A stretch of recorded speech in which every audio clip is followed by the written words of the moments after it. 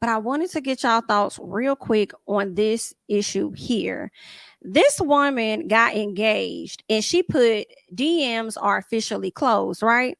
Well, these men decided that they was going to drag her and they said, so you've been in a relationship this whole time and the DMs were open?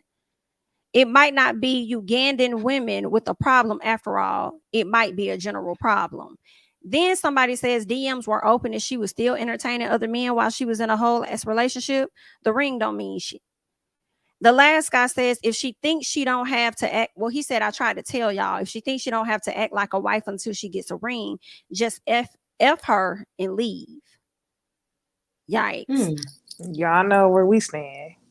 I can say that easily.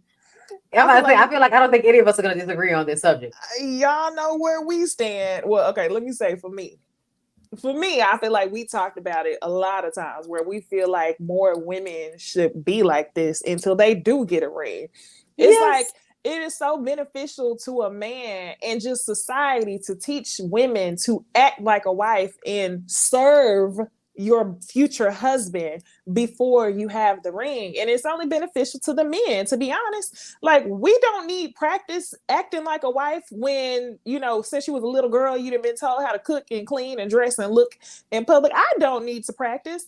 So I really wish that more women would do this. But it wouldn't be beneficial to a man if they did. So I feel like that's what that's about. I ain't mad at old girl. Me neither. And what you mean? So that means she was in a relationship with her DMs open the whole time. Yes, nigga, because that's what the ring does. It is literally a signifier that you have locked me down. Because until you have locked me down, I am free like a bird, nigga.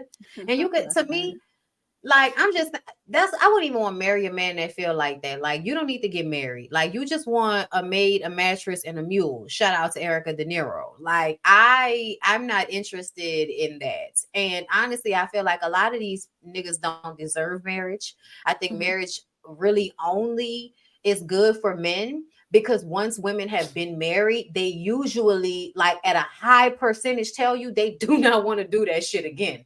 So yeah.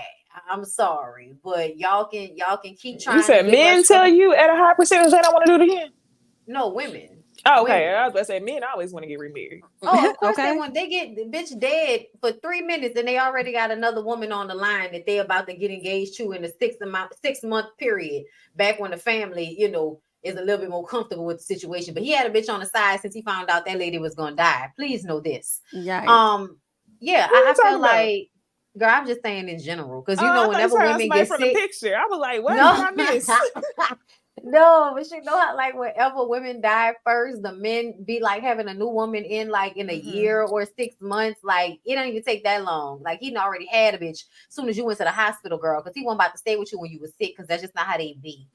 But yeah, I just kind of felt like, no, girl, you are single until you are married. Don't do what the rest of us did. Like, make these niggas work real hard. I was gonna say, just because I'm saying, fuck that, do it, don't mean I did it. But anybody who, I feel like now looking back, anybody I know, I tell them that they should do that. Yes, because you realize you was doing a lot.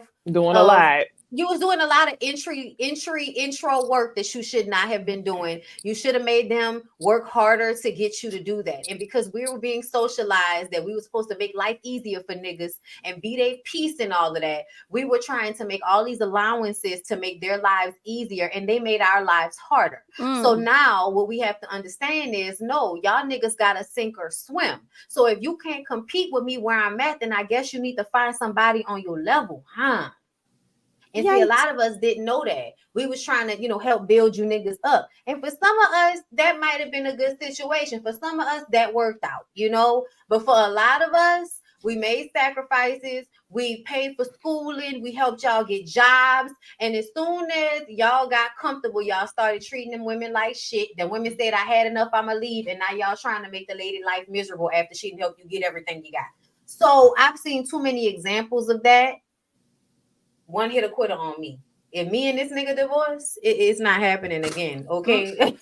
Call me single lady. Okay. If me and this nigga don't work out. And I'm just gonna keep it a bug with y'all. I am not remarrying anybody, not even a woman. Bitch, you my friend girl. Not friend girl. Come on, Martell.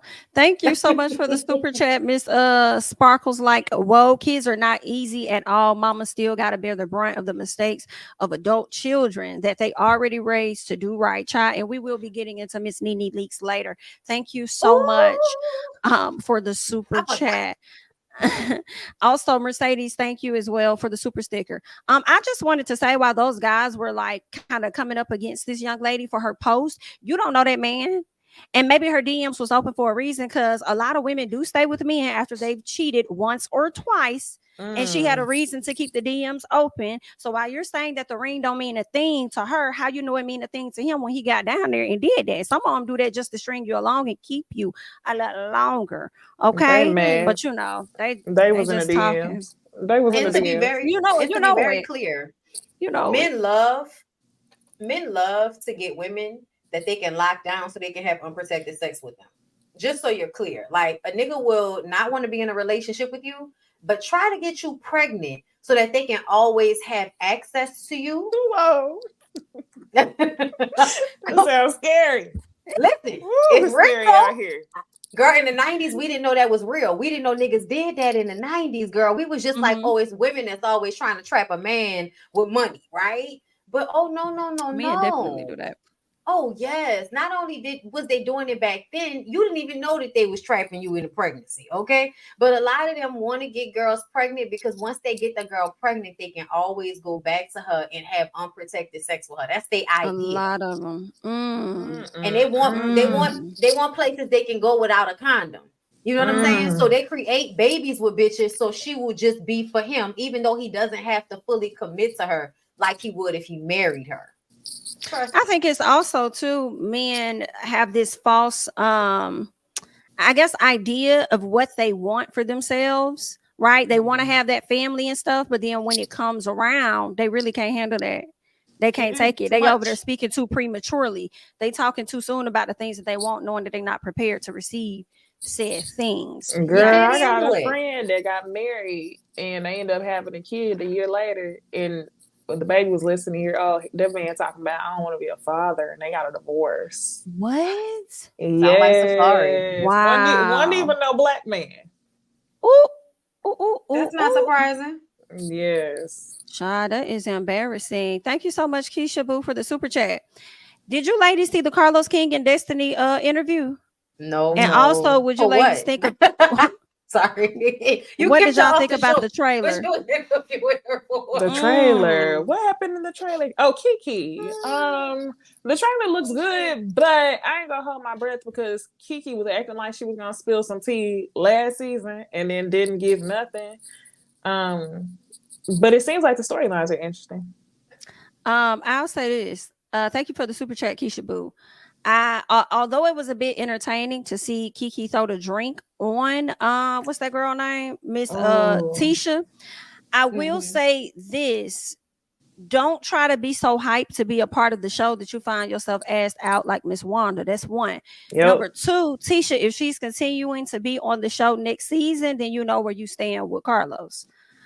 Because Mel was able to get your mama up off the show. And I believe he said he see everybody as stars of the show and not just one person. So if that is the case, it's not giving you a star, because if that happened and you want her gone and she's still there, then you know what it is.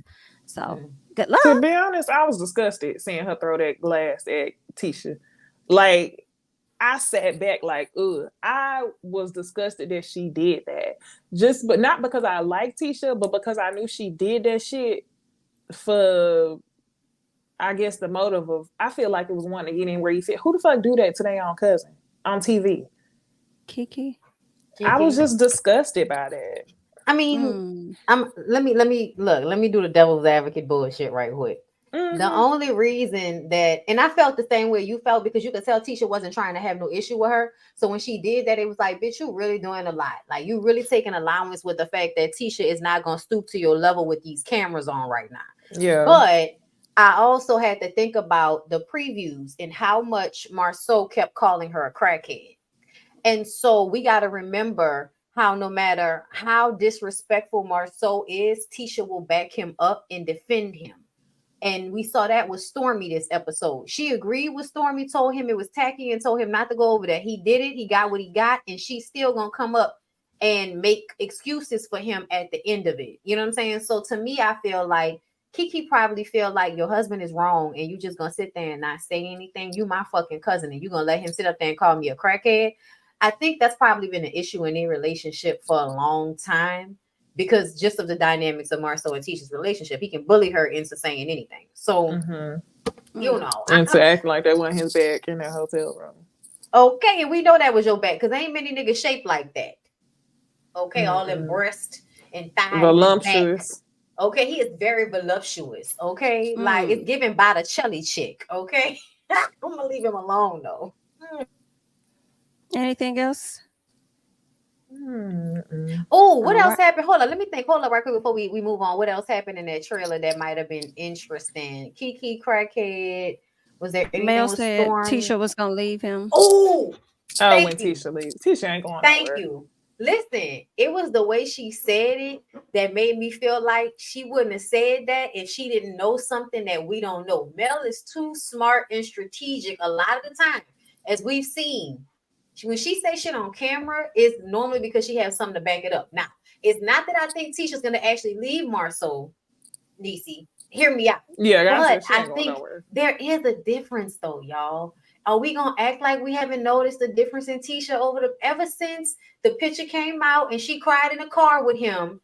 It felt different between them. I feel like we're not seeing a lot of conversation. We're not seeing her making any real effort anymore. She's just showing up cute and, you know, doing this thing, you know, this in front of everybody thing. Well, I'm a buck for you because we in front of everybody. But yeah, I don't know. It's a different energy that I'm seeing from Tisha, and it's feeling like I'm trying to get my shit together so I can leave.